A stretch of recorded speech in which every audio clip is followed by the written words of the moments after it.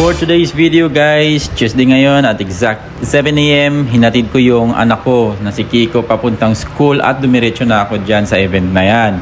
Itong event nga pala na inatinan ko ay para sa mga tatay na kung saan ay pinagdidiriwang ang mga kabayanihan ng mga tatay na katulad ko.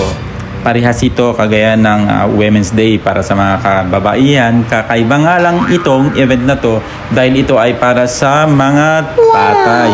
Sila yung bida ngayon. Initiative nga pala ito ng ating DSWD head na si Ma'am Yvonne Valenzuela.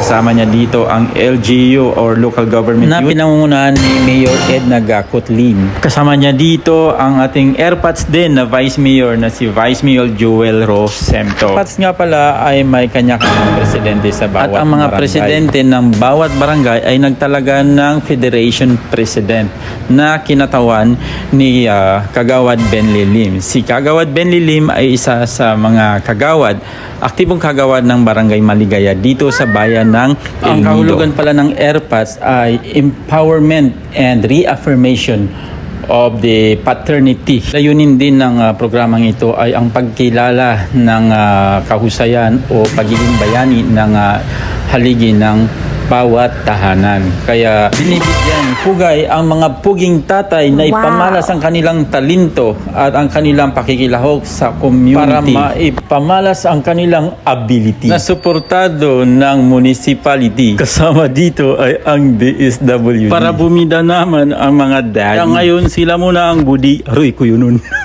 Lamang booking. Ay tika, nakikipagkamay si Mayor. Hi Mayor. Kumusta po? At after nyan, may palaro, may pasayaw at may raffle si Mayor. Yan guys, tuwang-tuwa na naman ang ating mga tatay. Nagbigay rin ng mahalagang mensahe si Mayor sa bawat tatay. Ayan, kung nakikita ninyo. And then after nyan, nag-rock and roll na yung mga tatay natin. Music!